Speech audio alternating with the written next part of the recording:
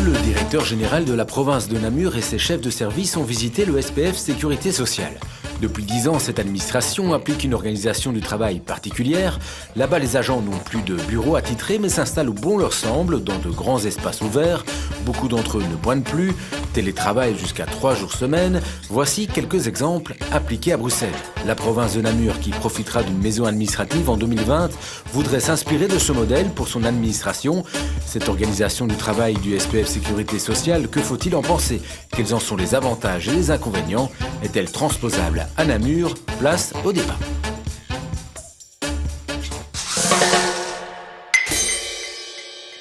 Bonsoir à toutes et à tous et bienvenue dans Point Barre. Quelle est l'organisation du travail pour la province de Namur demain? On va en parler. Cette organisation du travail va-t-elle ressembler à celle qui existe au SPF Sécurité Sociale depuis 2009? C'est une administration fédérale située à Bruxelles. On va en parler avec 5 invités autour de la table. Je reçois d'abord André Gubels. Bonsoir. Vous êtes directeur général au SPF Sécurité Sociale et vous nous expliquerez en quoi consiste l'organisation du travail telle qu'elle existe au sein de votre administration. Votre invité aussi, les directeurs général, Valérie Zunen, bonsoir. Bonsoir. Vous êtes directeur général de l'administration provinciale à Namur et vous aimeriez vous inspirer de ce modèle bruxellois pour votre administration. De l'autre côté de la table, j'accueille des représentants syndicaux. Christian Draguet, bonsoir.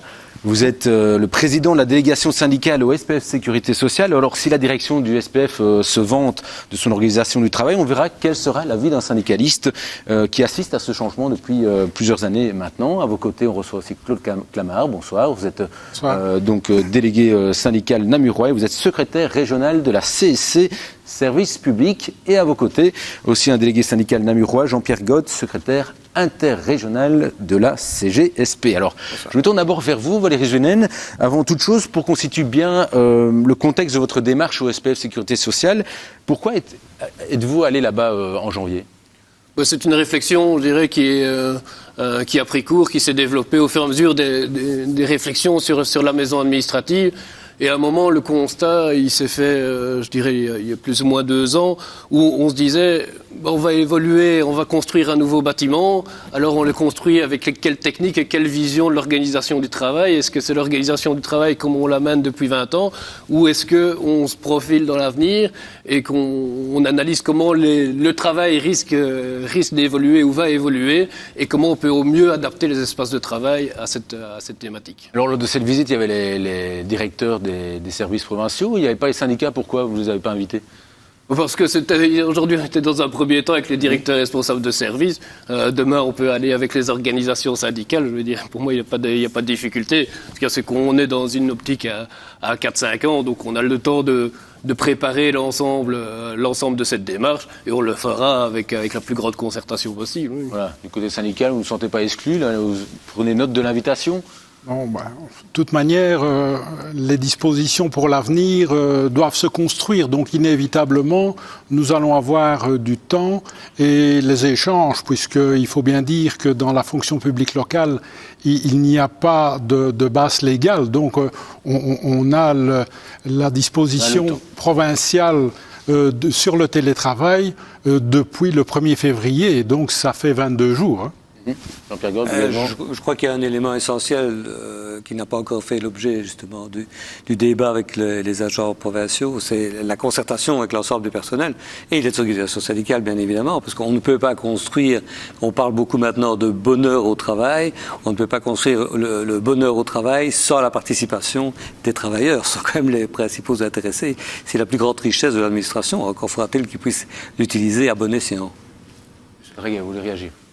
Jean-Pierre Gott parle du bonheur au travail. Juste une petite anecdote, hein, le film que beaucoup de gens ont vu a fait intervenir un syndicaliste bruxellois, hein, Pierre Gossens. C'est un documentaire sur Arte qu'on peut voir sur YouTube facilement, Le bonheur au travail. Absolument. Et il faut savoir qu'à l'époque, Laurent Ledoux, qui est le président du comité de direction à Mobilité Transport, avait en fait invité le représentant de la CGSP qu'on voit dans le film. Par contre, Franck Van Asseno à la Sécu ne nous a pas invités en fait pendant le film et donc nous n'avons pas été consultés pour le film. Voilà, alors je me tourne vers vous, André Gubels, pendant je propose peut-être à Laurent, notre réalisateur, de lancer les images de cette visite fin janvier où on avait suivi donc vous avez suivi ainsi que les directeurs provinciaux. À Bruxelles, vous recevez souvent des visites, des personnes qui sont intéressées par votre organisation. Chez vous, c'est le bonheur au travail, André Gubels? Disons qu'on essaye surtout de faire en sorte que notre personnel soit épanoui et développé, puisque c'est une condition indispensable pour accomplir notre mission de service public. Nous sommes convaincus effectivement que tout dépend de nos personnes. Donc le service aux citoyens dépend d'abord de l'attention que vous allez porter à votre personnel, fondamentalement. Appelez le bonheur. Ce qui est surtout important, c'est que notre personnel soit appuyé et motivé dans sa mission. Ça, c'est fondamental. Alors, on va voir très concrètement en quoi consiste votre organisation du travail. Quand on se rend chez vous au début, on a une petite présentation avec cette phrase. Chez nous, les employés, on ne demande plus aux employés où, quand et comment ils doivent travailler. Alors, premier chapitre, où, particularité dans vos bureaux, en fait, il n'y a plus de bureau fixe pour les travailleurs. Ça se passe comment ? Alors, ça se passe par le fait que nous avons réfléchi nos bureaux pour être d'abord des espaces de rencontre et de convivialité. Personne ne va s'enfermer quelque part dans un coin entre 3 ou 4 cloisons. En fait, nos espaces sont d'avant tout des espaces de rencontre parce que lorsque les personnes viennent au bureau, et si vous le voyez avec le télétravail, ils viennent avant tout effectivement pour avoir une rencontre, pour discuter. Et nous avons des espaces de discussion. Bien entendu, à côté, nous avons des espaces de concentration. Donc la philosophie, en fait, c'est en fait que le bureau s'adapte en fait au rythme et au mode de travail de nos employés. Alors chez vous, il y a plus ou moins 800 travailleurs, mais il n'y a pas 800 bureaux. Comment vous avez fait pour calculer ? Vous avez calculé, vous faites un taux d'occupation, c'est ça ? Non, il n'y a pas 800 bureaux parce que ça supposerait que tout le monde vient tous les jours au bureau. Dans notre organisation du travail, nous avons d'abord des personnes comme des assistantes sociales qui, elles, se déplacent, vont rencontrer les personnes. Nous avons des inspecteurs qui sont sur le terrain. Et nous avons beaucoup de personnes, effectivement, qui ont des réunions à l'extérieur, comme moi-même. Donc pourquoi mobiliser un bureau quand les personnes n'y sont pas ? Donc c'est ça qui est fondamental, c'est que nous avons calculé que globalement, si nous voulions que tout le monde soit à l'aise, on pouvait se contenter effectivement de 7 espaces de travail pour 10 personnes employées, ce qui suffit largement en fait. Alors, peut-être réaction, un petit tour de table sur le fait d'abandonner son bureau personnel. Oui. Ça vous inspire, M. Clamart ? Oui, donc là, je pense qu'en perdant la partie habituelle de son bureau, on se trouve qu'on dépersonnalise le poste de travail et c'est ce qui pose quand même problème au personnel dans un premier temps. Et on sait que les choses évoluent, mais à l'avenir, il va falloir donner des repères, effectivement, de ce côté-là, pour permettre, effectivement, que le fonctionnaire s'y retrouve. Autrement, on arrive dans le hall avec son trolley, on demande s'il y a de la place, comme si vous alliez dans un hôtel et vous réservez une chambre, et puis on dit on va voir. Et puis, voilà, oui, on va vous trouver une place où il y a encombrement et on va trouver dans un espace réservé, là, un endroit pour que vous puissiez vous connecter. Donc tout ça, c'est un véritable changement et il faudra informer très largement le personnel et leur donner tout ce cheminement partant de la situation aujourd'hui et de cette évolution, évidemment. Il n'y a pas de trolley au SPF Sécurité Sociale ? Vous ne livrez pas ? Peut-être réaction par rapport à M. Clamart et ses inquiétudes ? Non, les trolley, mais les inquiétudes et le besoin de personnalisation, il faut le rencontrer. C'est tout à fait exact.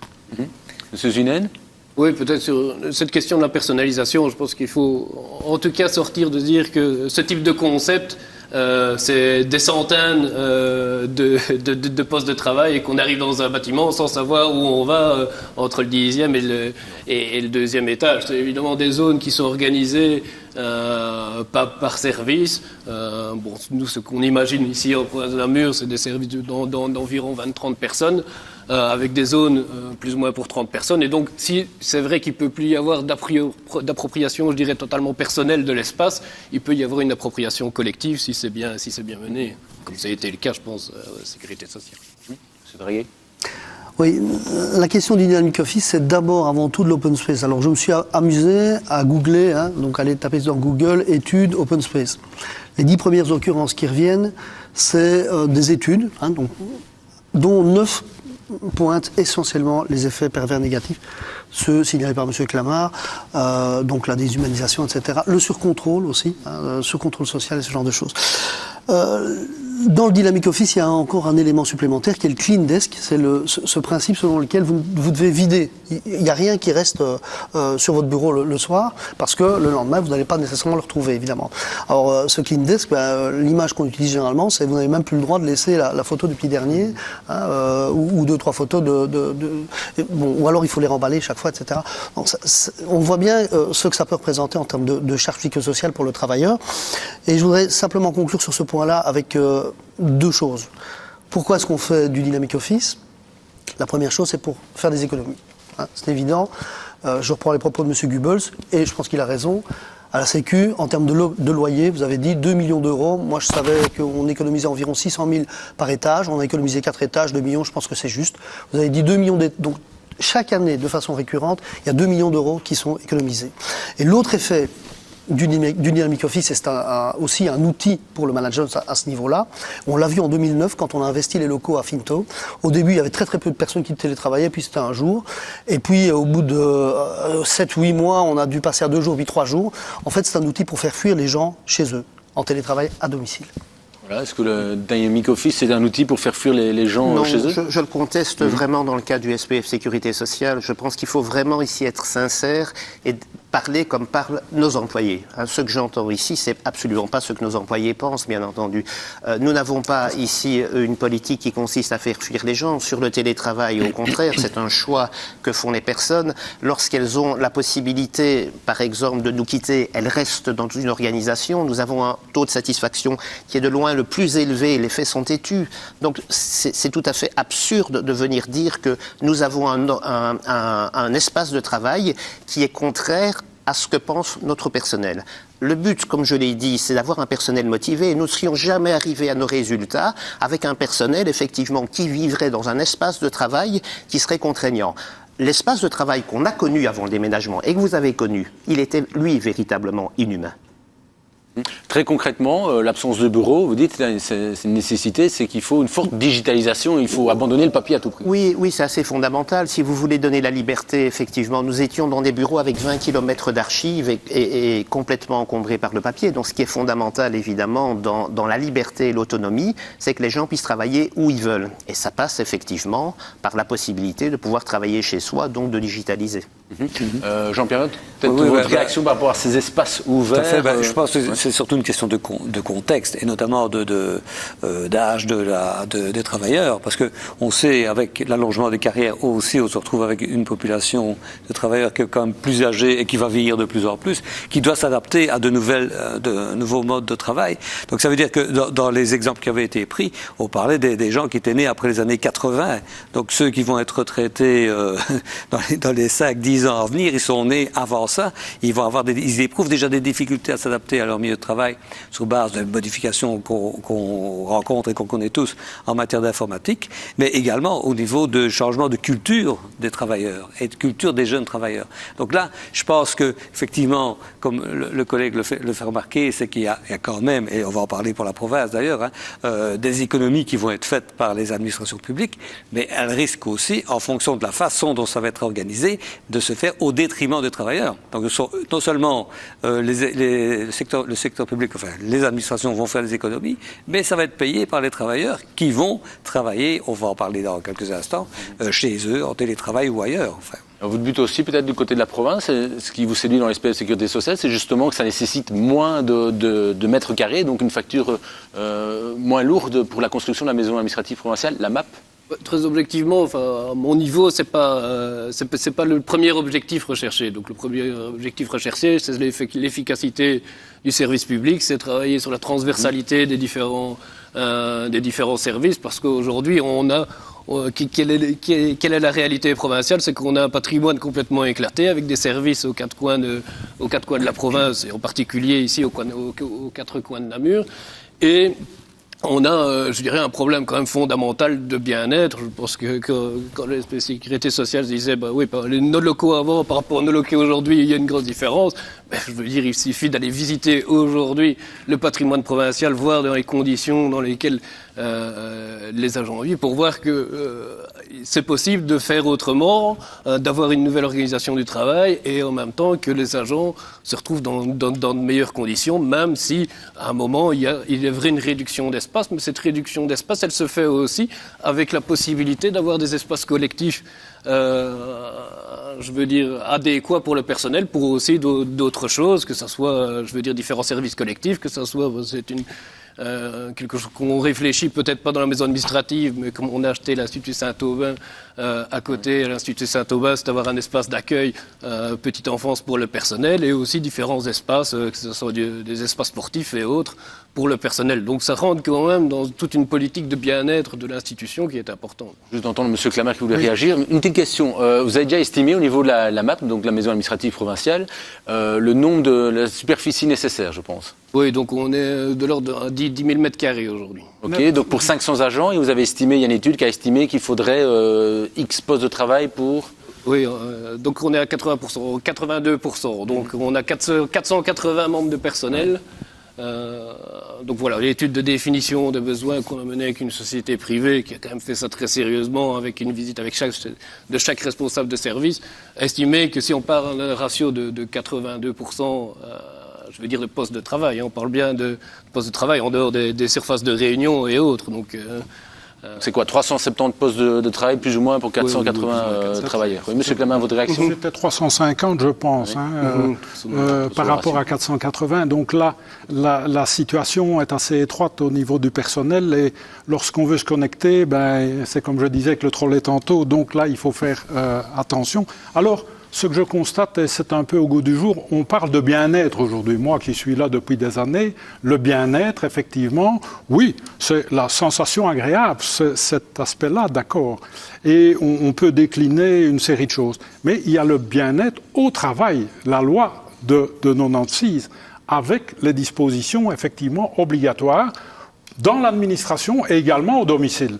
Et ça, il faudra effectivement qu'on soit vigilant parce qu'il ne suffit pas de donner un portable à un agent et de travailler dans n'importe quelle condition. Non, il y a la situation conforme au bien-être au travail qui doit être contrôlée et d'une part dans l'administration et également au domicile. Et là, je pense qu'il faudra trouver les formules avec le comité bien-être. Et là, les organisations syndicales ont un rôle très important à jouer et conforme par rapport à la loi. Alors on en reviendra sur le télétravail, le travail à domicile. André Gubels, on parlait des espaces ouverts, ça nécessite quand même une organisation aussi au niveau acoustique. Il y a beaucoup de choses auxquelles vous devez penser, des petits détails auxquels l'employeur doit penser. Oui, il y a une véritable réflexion, mais ce sont plus évidemment des architectes d'intérieur sur qu'est-ce qu'un espace de travail agréable avec non pas vraiment des open space, mais avec beaucoup de variations, avec des couleurs, avec de l'acoustique. Le but, un peu les images aussi. Oui, un peu la philosophie, c'est home at work, work at home, faire en sorte que le bureau ressemble à un espace de détente, un peu comme à la maison. Et donc il y a une véritable réflexion sur la disposition et l'espace, mais surtout la convivialité. Alors au travailleur qui dit oui, mais moi tout ça c'est un espace, c'est trop bruyant comme plateau. Il y a vraiment différentes salles de réunion, pièces aménagées en fonction des besoins chez vous? Oui, la plupart du temps, effectivement, lorsque nous venons au bureau, c'est pour des réunions, mais des collègues font le choix de venir au bureau, par exemple, parce qu'ils ne peuvent pas rester chez eux ou parce que l'isolement n'est pas un choix pour eux. Donc lorsqu'ils viennent au bureau, ils viennent effectivement travailler dans des espaces de travail adaptés et agréables pour eux. Avec des espaces confinés, ce qui m'a marqué aussi lors de la visite, au fait, il n'y a presque pas de cloison. Donc par exemple, il y a des réunions qui se tiennent à moins de 25 mètres, moins de 20 mètres, c'est pas trop cacophonique? Non, c'est un peu une discipline que nous avons malgré tout dans un espace comme ceci, effectivement de garder toujours de l'ouverture, de la transparence. Nous sommes une maison de verre et en même temps une discipline effectivement qui vise à ne pas crier et quand même à respecter les autres et l'environnement. Alors pour la petite histoire, vous installez aussi ce qu'on appelle un bruit blanc qui annule un peu la prolongation du Oui, du bruit. les ingénieurs nous ont expliqué que la meilleure façon de combattre le bruit était en fait d'avoir un bruit. Voilà, et c'est vrai que quand on a été là-bas, on était assez surpris, ça donne une impression acoustique un peu particulière. Monsieur Draguet, vous voulez réagir? Oui, parce qu'en fait, c'est la question du bruit qui me fait réagir. Sur la question du bruit blanc, on se demande toujours si c'est un éléphant blanc ou quelque chose de réel. Je vous le dis tout de suite.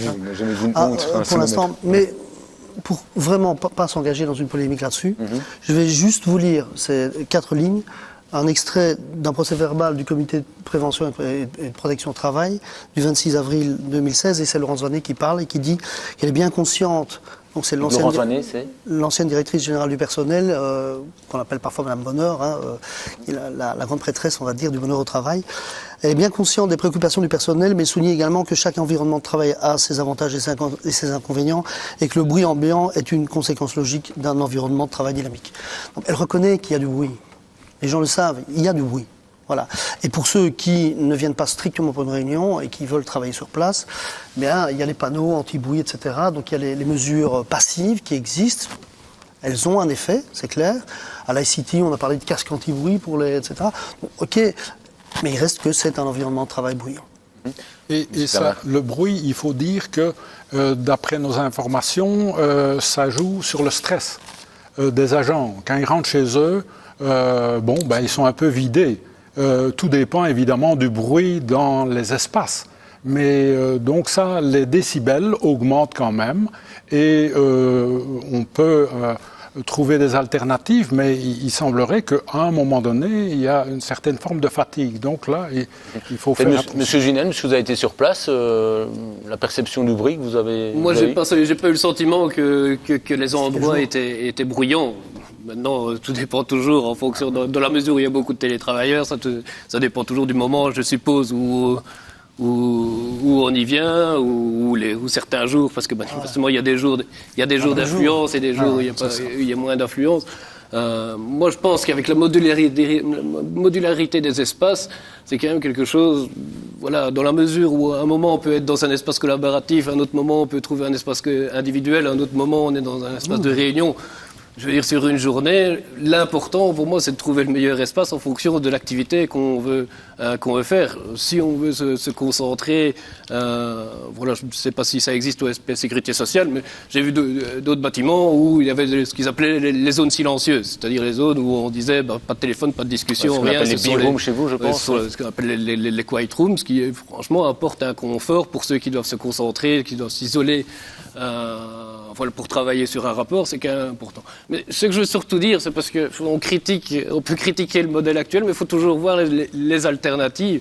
Et les alternatives dans les bureaux, je dirais, classiques, c'est quoi? C'est finalement, oui, ceux qui peuvent se concentrer, c'est les chefs, les sous-chefs et pas les autres. Et donc aujourd'hui, moi, dans les bureaux classiques au sein de la province, certes, c'est vrai qu'une série de personnes ont des bureaux individuels et peuvent se concentrer, mais je constate aussi qu'il y a une série de personnes qui ne savent pas le faire parce qu'ils sont déjà dans des bureaux à 4-5 personnes où les gens passent, où les gens discutent, où les téléphones sonnent. Donc je veux dire, là aussi, offrir cette possibilité à tous les membres du personnel de trouver justement à un moment un espace de concentration, là un espace collaboratif, c'est quand même un confort. Vous dites dans cette formule, tout est proposé au fait. La personne qui veut s'isoler s'isole, la personne... Oui. Mais M. Zunen l'a dit, c'est aussi un espace de travail profondément égalitaire, puisque je suis traité, tout le personnel est traité de la même façon. Et dans ce cadre-là, effectivement, on abolit des privilèges. Et les personnes qui ont ces privilèges, effectivement, ont des difficultés. Monsieur Gopp, oui, mais par rapport à l'expérience de la province, en fait, vous partez d'une situation connue vers quelque chose qui est connu également, mais il n'y a pas de créativité, il n'y a pas. On va chercher un modèle quelque part, on l'importe dans une situation locale. On parle toujours de l'autonomie communale quand il s'agit de discuter des barèmes et d'autres avantages pour les travailleurs. On peut l'imaginer sur le plan provincial, mais également avec la participation des travailleurs. Comment les travailleurs envisagent-ils leur lieu de travail, leur bureau, leur travail chez eux ou ailleurs, peu importe, mais en tout cas qu'il y ait une rencontre avec les gens et que ça s'organise de cette façon-là. Ça avait été abordé il y a plusieurs années avec Maryse Robert, si je ne m'abuse, qui avait mis en place des groupes de travail sur le sujet. Malheureusement, ça n'a pas été suivi des faits, mais je pense que cette démarche-là, elle me semble essentielle si on veut avoir quelque chose qui fonctionne bien.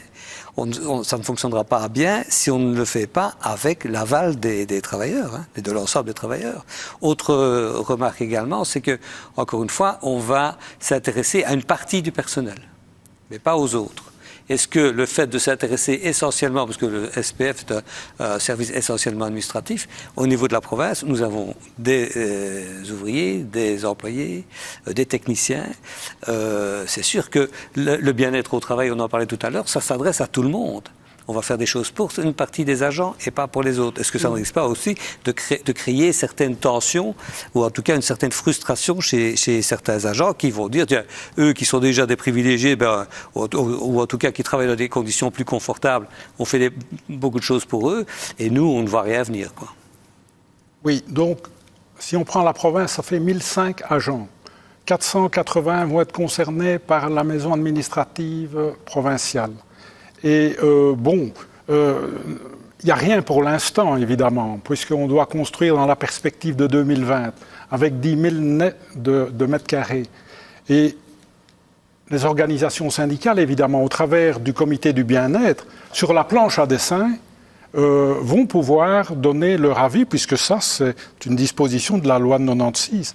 Donc aujourd'hui, nous sommes devant une feuille blanche et avec les organisations syndicales, l'autorité va devoir composer. Et on a le pouvoir de décision, mais à un moment donné, le bien-être au travail relève de notre compétence. Donc ce qui veut dire que là, on a un avantage, peut-être par rapport au SPF, où ici, il n'y a rien. L'autorité provinciale, effectivement, dans les comités ad hoc, comme on dit, va devoir aborder ces problèmes-là avec les organisations syndicales.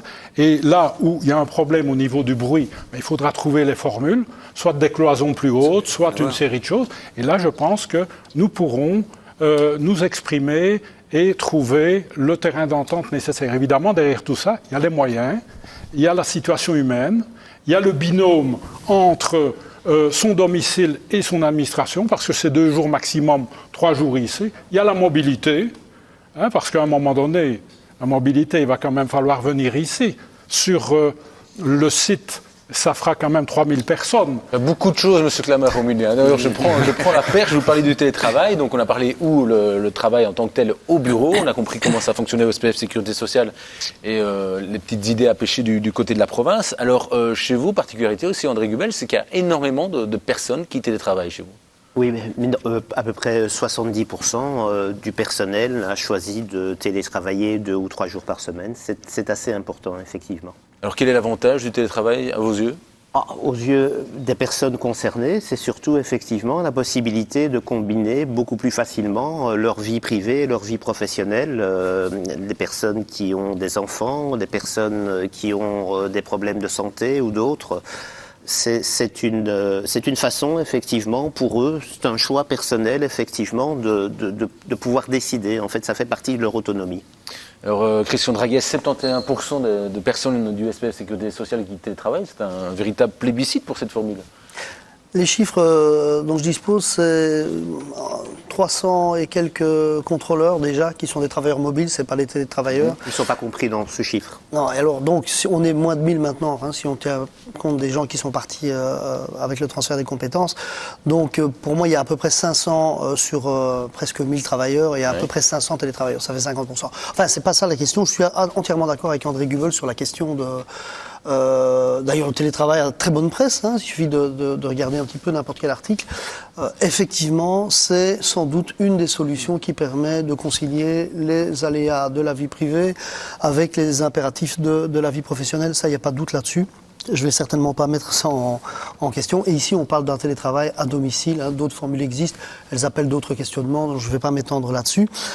L'attractivité existe aussi, il faut le dire, pour l'employeur. Pourquoi ? Parce qu'un travailleur qui travaille chez lui a tendance d'abord à être reconnaissant, de pouvoir concilier les deux, etc. Donc il y a un phénomène de reconnaissance qui naît, et c'est indéniable. Il y a un phénomène de productivité, donc de ce que le travailleur produit, ça augmente, la production du travailleur a tendance à augmenter, et Franck Van Assenhoff disait lui-même 20% de productivité en plus, pour l'ensemble du dispositif, pas seulement le télétravail bien sûr, mais le télétravail à domicile participe à ces 20% de productivité gagnée. Une fois qu'on a dit ça, c'est bien. On voit qu'il y a peut-être un côté win-win, je veux bien, moi j'aime pas trop l'expression, mais allons plus loin. On verra peut-être après si vous voulez bien. On va d'abord voir les avantages que tout le monde trouve, puis après on parlera des inconvénients. Du côté de la province, vous êtes passé au télétravail. On a vu d'ailleurs un reportage dans le JT où c'est vrai que les télétravailleuses que nous avons rencontrées disaient moi, c'est vrai qu'à domicile, je travaille mieux. C'est avantageux aussi pour le patron, ça a une meilleure productivité, un meilleur bien-être aussi. Encore une fois, l'important c'est de trouver le lieu le plus adapté à l'activité. Si de fait les personnes se trouvent qu'elles peuvent mieux se concentrer et elles ont les tâches qui peuvent se faire à domicile et qu'en plus elles peuvent concilier des aspects de leur vie privée avec leur vie professionnelle, mais je veux dire, autant y aller. C'est vrai que voilà, nous on a limité à 2 jours par semaine ce télétravail, mais bon, on débute seulement, donc on vient de le lancer. On a informé les membres du personnel du dispositif il y a une quinzaine de jours et les candidatures rentrent aujourd'hui.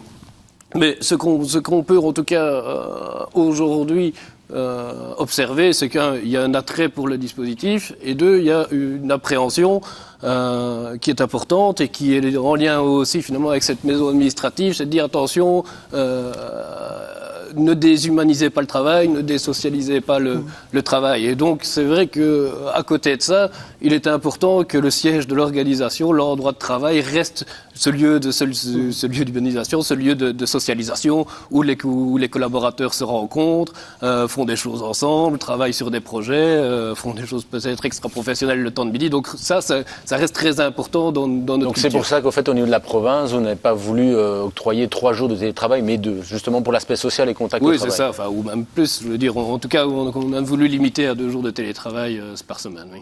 Sauf dérogations qui sont possibles en fonction de circonstances exceptionnelles, ou demain, si un agent dit « moi je veux travailler toute une semaine à la maison parce que je travaille sur un énorme rapport et je serai mieux pour fournir le rapport la semaine suivante », c'est quand même possible par le règlement. 70%, 50%, enfin vous n'êtes pas d'accord sur les chiffres. Au niveau des télétravailleurs, comment vous faites pour organiser avec autant de personnes qui télétravaillent, pour organiser des réunions par exemple ? C'est lié vraiment à la flexibilité. Je crois que ce qui est important derrière le télétravail, si vous voulez, c'est quelque chose de beaucoup plus important. Il nous semble que nous accordons aux travailleurs, c'est la confiance. La confiance du fait que nous ne contrôlons plus leur temps et leur présence. Ça, c'est fondamental. C'est ça, en fait, que les gens nous renvoient. C'est que vous faites en sorte que avec l'élimination de la pointeuse, avec l'élimination du contrôle, vous nous faites confiance. Et cette confiance-là, elle se traduit effectivement par l'idée que les personnes, on attend d'elles, effectivement, qu'elles soient présentes lorsqu'on a besoin d'elles. C'est vraiment réciproque. Et donc, lorsque nous devons organiser une réunion et que les personnes sont en télétravail, eh bien, elles vont effectivement s'adapter volontairement pour faire en sorte que nous ayons cette flexibilité. Parce que ça va dans les 2 sens, si vous voulez. Ce qui est fondamental dans la confiance, c'est qu'elle va dans les 2 sens. C'est une confiance de l'employeur, d'abord, que nous donnons à nos travailleurs, et l'inverse également. Monsieur Draguet ? Mais moi, je voudrais d'abord revenir sur les aspects négatifs du télétravail. On parlera après de l'abolition de la pointeuse. Voilà, je pense qu'on est en train de changer de plan. La première chose, M. Clamart en a déjà parlé tout à l'heure, c'est les risques psychosociaux. Il y a les études là-dessus. Et bon, on ne va pas faire l'exhaustivité du problème. C'est l'isolement, effectivement, ça, pour certaines personnes, pas pour tout le monde, bien entendu. Le problème de la transmission des connaissances, ça existe. Vous expliquez, c'est sur base volontaire, le télétravail, c'est nullement une obligation dans l'employeur. Voilà. C'est important de le dire, oui.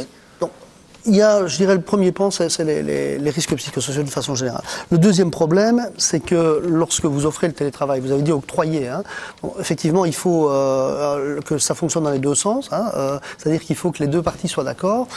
C'est donc pas un droit. Et donc, les gens sont, effectivement, les collègues sont attirés par l'idée de vouloir télétravailler. Ça constitue à ce moment-là une forme de carotte assez intéressante pour l'employeur.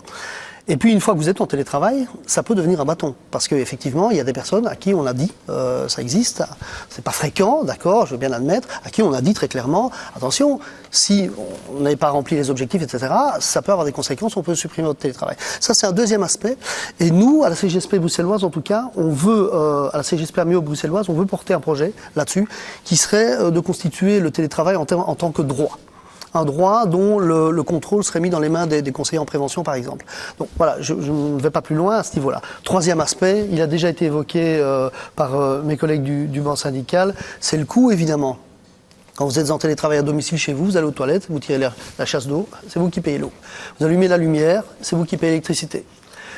vous augmentez le chauffage parce que c'est l'hiver, c'est vous qui payez le chauffage. Alors qu'on annonce au 1er mars une augmentation des coûts de l'énergie, évidemment, là-dessus, et je vous rappelle, on a parlé tout à l'heure de 2 millions d'euros à la Sécu économisés chaque année en frais locatifs, là-dessus, il n'y a pas d'équité. Il n'y a pas d'égalité. Pour l'instant, les gens reçoivent 20 euros, les collègues reçoivent 20 euros pour payer leur ligne Internet et user de leur propre ligne Internet, évidemment, pour télétravailler. Eh bien, ce que nous disons à la CGSP Amiot-Bruxellois, c'est que ça suffit, cette iniquité, elle doit s'arrêter. Nous voulons que les frais inhérents au fonctionnement de l'employeur, c'est-à-dire le chauffage du télétravailleur à domicile, l'électricité, l'eau, soient payés aussi. Ça aussi, ça doit faire l'objet, entre guillemets, d'une négociation. Monsieur Gubel, cette réaction par rapport à ces propos, est-ce que d'un côté, l'employeur pourrait dire, tiens, voilà, ça a un coût, mais... Je ne sais pas qui de nous défend les travailleurs ici, parce que, je dois dire, la demande du télétravail ne vient pas de la direction, c'est une revendication du personnel. Je ne sais pas dans quel banc on se situe dans ce débat. À la Sécu, normalement, on doit être payé pour travailler. Et à la Sécu, en fait, maintenant, les gens qui sont en télétravail à domicile, ils payent pour travailler. Peut-être que du côté de l'employeur, on rétorquera peut-être quand vous dites, voilà, il faut payer des frais inhérents au fait de rester à domicile. Peut-être que pour l'employeur, du côté de l'employeur, c'est avantageux d'avoir des gens qui sont peut-être moins stressés et peut-être éventuellement du côté de Bruxelles, les transports. Je vais peut-être poser la question à M. Goebbels, puis après M. Draguel. Oui, encore une fois, on est à l'écoute du personnel et je dis cette revendication-là qu'on peut entendre effectivement, mais la principale raison pour laquelle les gens télétravaillent, c'est qu'ils l'ont demandé. Et c'est très paternaliste de venir aux gens de dire « je sais mieux que vous ce qui est bon pour vous », ce qu'on entend ici. C'est assez stupéfiant. Monsieur Gold, vous voulez réagir? Peut-être dans le même sens que mon collègue. C'est vrai qu'au départ, l'homme était un nomade solitaire. On ne voudrait pas qu'il le redevienne par le télétravail et d'autres techniques dites de progrès. Cela dit, vous avez parlé d'un élément important qui est la confiance. Or, quand j'ai pas assisté au comité de négociation à la province sur le sujet, mais quand je lis les textes qui ont été remis à nos délégations, je constate quand même qu'on a l'impression que les gens vont passer 2 jours de télétravail à la maison et ils vont, pendant les 3 jours qui suivent, ou entre-temps, se justifier sur base de ce qu'ils ont fait pendant ces 2 journées. Donc là, je me dis, tiens, la confiance est-elle bien placée, puisqu'on parle beaucoup d'un contrôle, et c'est même pas inscrit entre les lignes, c'est écrit dans les lignes. Il y a un contrôle très strict qui est organisé par les chefs de service. Donc là, je me dis, est-ce qu'on est vraiment parti sur de bonnes bases? Est-ce qu'on ne devrait pas revoir? Je pense d'ailleurs qu'il y avait un comité de négociation, de concertation qui devait avoir lieu au mois de janvier pour reparler du règlement de travail à ce sujet à la province. Nous attendons impatiemment qu'on puisse remettre le texte sur la table et qu'on puisse en rediscuter. Mais parce que cet élément-là me semble effectivement essentiel, c'est l'aspect de la confiance. M. Camard, brièvement. Oui, comme je le disais tout à l'heure, au niveau du bâtiment pour le bien-être, là, nous pouvons aussi discuter, mais pour le règlement, il y a 14 articles du règlement. Il n'y a pas de base légale, mais on est allé chercher ça effectivement dans l'arrêté royal de 2006. Et donc, je pense que là, et on s'était bien mis d'accord avec l'autorité, nous avons 1 an pour modifier les 14 articles. Donc, là, nous allons mettre tout en œuvre de ce côté-là parce que l'autorité a vu le personnel en expliquant avec l'entreprise qui va s'occuper de ça ou l'étude. Et sur le plan syndical, nous allons aussi réunir le personnel ensemble de manière à pouvoir expliquer un peu les tenants et aboutissants. Comme cela, on sera dans une situation un peu parallèle. Et vous citiez que vous demandiez qui défendait les travailleurs, mais les travailleurs, évidemment, ils voient une situation qui bouge et évolutive, évidemment, par rapport au transport, par rapport aux difficultés de toutes sortes, et ils se disent, OK, sautons dans ce train-là, c'est positif, et le bien-être et compagnie. Mais derrière tout ça, il y a effectivement les situations qui concernent, on a parlé du bruit, on peut parler d'une série de choses, et demain, alors, sur la ligne du temps, les travailleurs se diront, est-ce qu'on ne sait pas faire rouler quelque part? Point d'interrogation.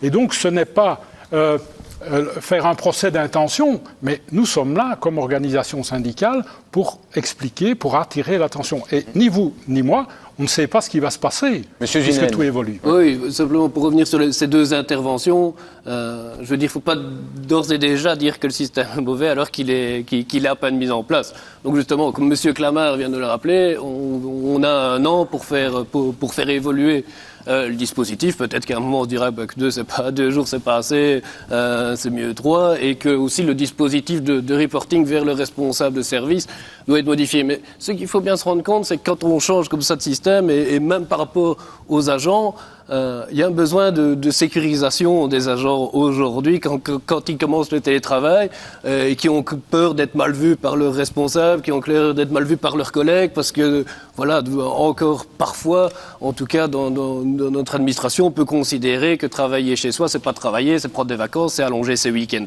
Et donc, c'est vrai que le formulaire à remplir, qui est quand même pas, enfin, c'est une exagération de dire qu'il faut 3 jours pour se justifier. Je veux dire, c'est un petit tableau de bord à garder au jour le jour. Expliquer pour les téléspectateurs, c'est un petit formulaire à remplir pour le télétravailleur, c'est ça? Oui, c'est ça, où il met ses prestations. Donc chaque semaine, il informe son directeur, voilà, des jours qu'il compte télétravailler la semaine suivante. Et puis, je dirais, il y a un retour après les jours de télétravail. Bon, c'est pas un retour tâche par tâche, hein, je veux dire, c'est une évolution du dossier. C'est vrai que ça peut paraître contraignant, et moi, à première vue, ça me paraît contraignant aussi, mais c'est aussi les travailleurs qui, dans un premier temps, demandent à être sécurisés, et donc de dire, on revient, et voilà, on est sécurisé, on a fait notre rapport au directeur, il est content, on peut avancer, on peut continuer à travailler chez soi. Donc, il faut faire évoluer le système, mais bon, c'est pas changer de tout au tout. Comment on mesure chez vous, par exemple, dans ce cas-là, où je me tourne peut-être André Gubels, au niveau SPF Sécurité Sociale, 94%, je pense, des travailleurs chez vous ne pointent pas. Comment est-ce possible? C'est la question fondamentale du débat ici, c'est qu'est-ce que c'est le travail? Et donc ce que nous essayons évidemment de faire, c'est que le travail, c'est faire quelque chose, pas être quelque part. Encore une fois, et donc ça demande effectivement une véritable réflexion avec les travailleurs sur qu'est-ce qu'on attend d'eux et qu'est-ce que sont les prestations effectivement qui doivent être délivrées. Il n'est pas cohérent, d'après moi, que vous demandiez ça lorsque la personne est chez elle, mais pas au bureau. Ce n'est pas cohérent. Vous êtes dans une logique où vous pensez effectivement qu'être chez soi, c'est autre chose qu'être au bureau. Donc c'est une réflexion qui est très, très, très riche, en fait, et peut-être la plus importante. Travailler, c'est faire quelque chose. Quels sont nos objectifs? Quelles sont nos ambitions? Ce qui est fondamental quand même au SPF Sécurité Sociale, derrière le télétravail, derrière l'environnement du travail, c'est en fait le fait que les personnes décident elles-mêmes en équipe de leurs objectifs. Ça, je crois que c'est la pierre angulaire.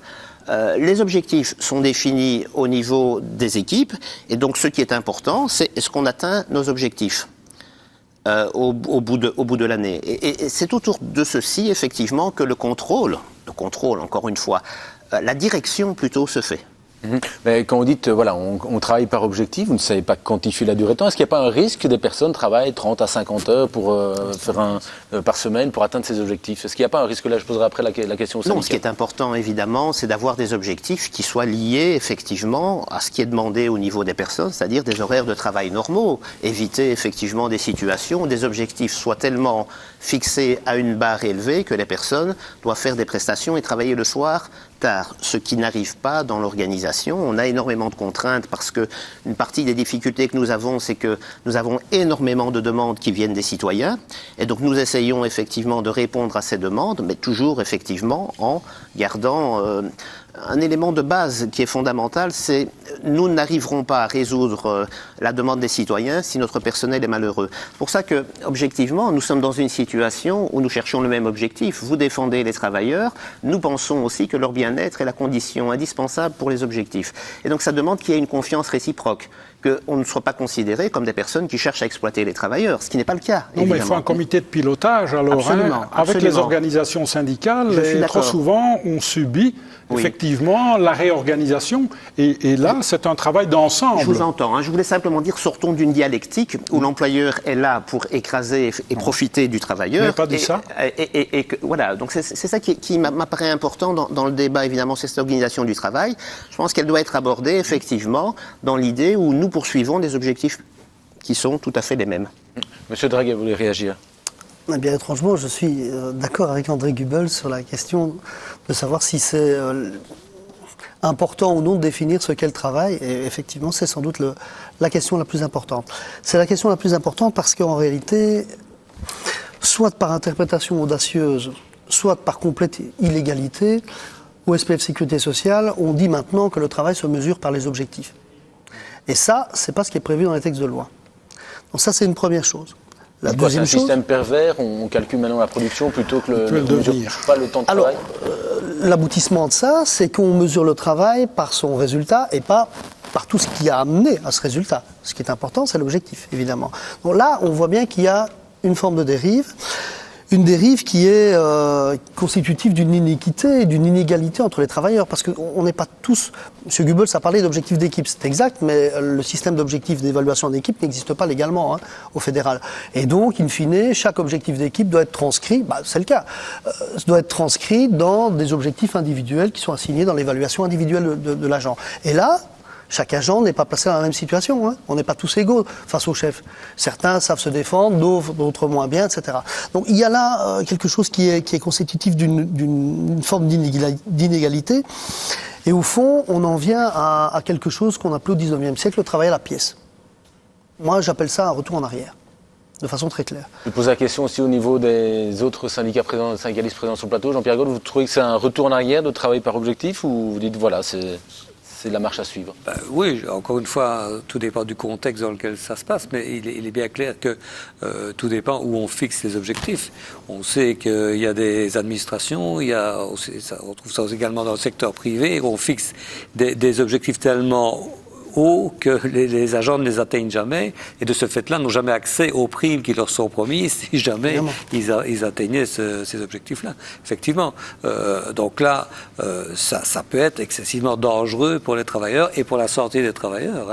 Toutes les situations de burn-out qu'on rencontre un peu partout, que ce soit dans le privé ou dans les administrations publiques, je crois que ça vient un peu de là. Réduction du personnel d'un côté, parce qu'il y a des soucis budgétaires, et d'un autre côté, donc des missions ou des projets, des objectifs qui sont de plus en plus éloignés de la capacité réelle des travailleurs. Monsieur Genel, vous m'avez dit, lorsque je vous ai rencontré à Bruxelles, puisque vous avez suivi lors de cette visite au SPF Sécurité Sociale, vous m'avez dit le plus dur, ça va être de changer les mentalités. Alors, qu'est-ce qui va être le plus difficile pour mettre en place ce modèle d'organisation du travail au niveau de la province? Donc tout d'abord, on ne va pas prendre, enfin ça c'est très clair parce que j'entendais l'intervention de M. Gott tout à l'heure, on ne va pas prendre le modèle SPF Sécurité Sociale, on ne va pas l'implanter à Namur en disant... Vous allez à la pêche aux bonnes idées.